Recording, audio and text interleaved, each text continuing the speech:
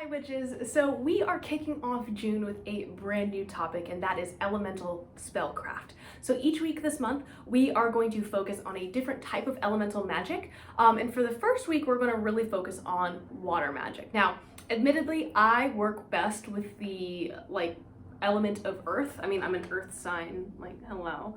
But there is a witch on Instagram named Anwin Avalon who wrote an entire book about water witchcraft. I'm going to link her profile in the description. She has a really great website with a bunch of different water spells and water rituals. So if this is really interesting to you, she offers classes and stuff.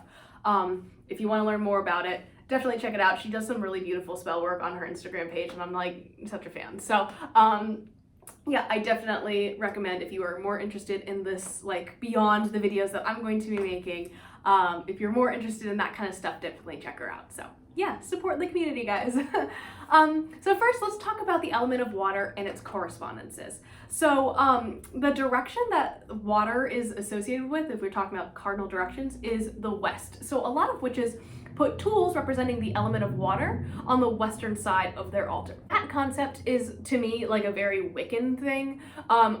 There are specific ways that Wiccans set up their altars, and that kind of has to do with the coven or tradition they're from, but generally speaking, I find that a lot of Wiccans or people who come from a Wiccan background, like myself, admittedly, will place their tools that are associated with water, which I'm going to talk about in a second, on the western side of their altar. So again, you don't have to. I don't really care about that kind of stuff. So it's up to you. But if that's something you're interested in, water, west, yes. Okay, that took way too long, sorry.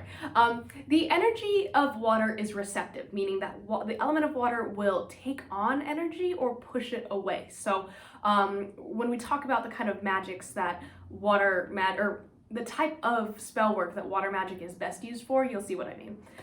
The zodiac signs associated with water, so the water signs are Cancer, Scorpio, and Pisces. The tools that you can use on your altar to represent water are the cup or chalice, a cauldron, and sometimes people use mirrors, which is cool.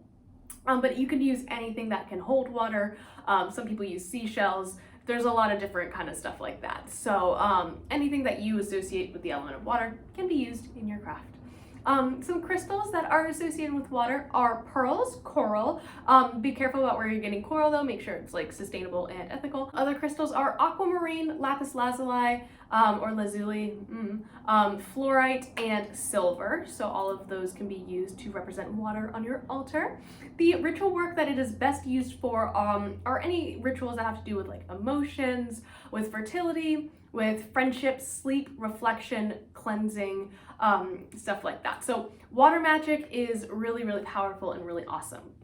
And I wanted to kind of go into some a little bit more detail about the ritual work that you can use this amazing element in. So we're gonna do that. The first magic I want to talk about is healing magic. Self-care is super important, and with the popularity of luxury baths and bath products like bath bombs and stuff, any bathtub or shower can become a ritual space. So using a combination of water magic, herb magic, candle magic, incense, essential oils, crystals, anything you like, you can make an intentional bath whenever you want. To me, that is really awesome. I love that magic is so accessible and freely talked about now. I think that's amazing. So unwinding is a really important thing, especially after a long day. So, and especially right now because Mercury's in retrograde, just screwing everything up. But if you add stuff like Epsom salts or oats or something like that, or certain herbal blends, you can actually physically ease aches and pains, or soothe your skin if you're having a sunburn or something like that.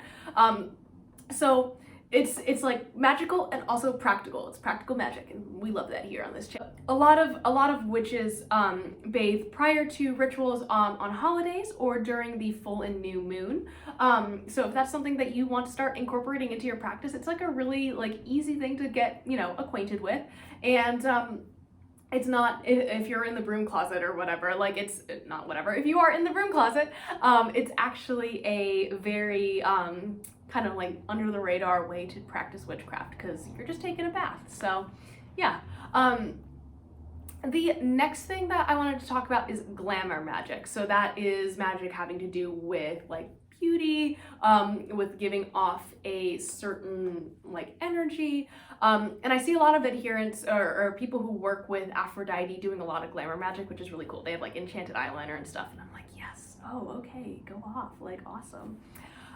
So we all know those skincare commercials where people like splash water on their face and like are suddenly, you know, beautiful again or whatever. But we can do a similar thing with witchcraft. Some witches, like I said, work with Aphrodite to bless water with like their intent to give them natural radiating beauty. I've seen witches who make a type of water that like will open their eyes to the truth, and they'll like splash it on their face and stuff like that. So water magic is a really a great carrier for intention, and I really like that about this element. The next thing I want to talk about is kitchen magic. So witches, let's chat about fall cuisine. And I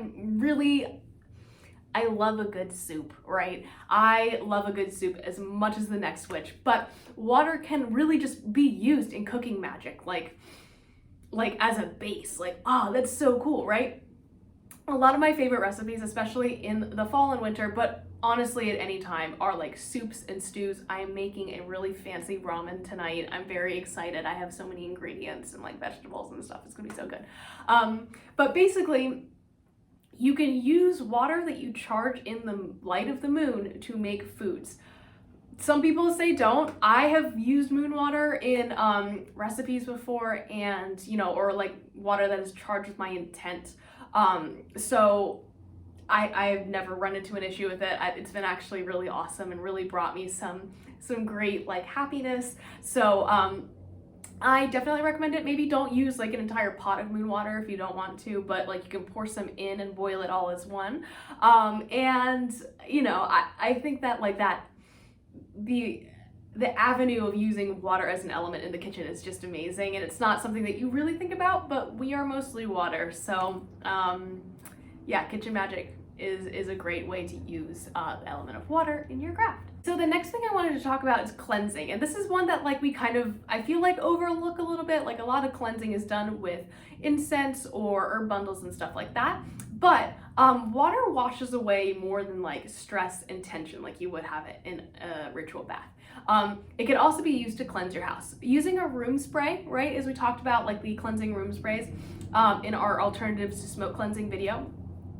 Water can be used to cleanse your sacred space by infusing it with herbs and crystals, and taking moon water and using that as a way to you know, make a herbal spray. So some witches also use floor washes to cleanse their homes upon moving into a new place, and that is adding essential oils and herbs and crystals to water, and you know, mixing it up, taking them up, and just really cleaning the floors before you start moving into a new space, which I when I move into a house finally, I really plan on doing that, and hopefully I can take you guys along with me on that whole journey, which will probably be in a couple years, but definitely going to be energetically cleansing the house before I move in, for sure. This topic I wanted to talk about is really similar to cleansing, and that is banishing. So I don't know about you, when I think of banishing, much like when I think of cleansing, I think of air magic. I think of banishing is like fire magic and like burning and, you know, getting rid of stuff. But similar to cleansing, natural sources of running water can be used to banish negativity. If you write like a problem or like the name of somebody that you want banished from, you just don't want to be around anymore, if you write their name or the situation or whatever on a bay leaf and send it down a babbling brook or into a river, your troubles will be banished from you. A problem with your leaf and like watching it physically be taken away from you. Alternatively, you can do some like in-home banishing, and I'm going to be talking about like a really cool spell for that later this week, so stay tuned. But yeah, banishing is actually really, I think water is really conducive to that, especially when you think of the power of like transportation that water has. I think that's really like a unique characteristic to this element, so definitely look into that. Yeah.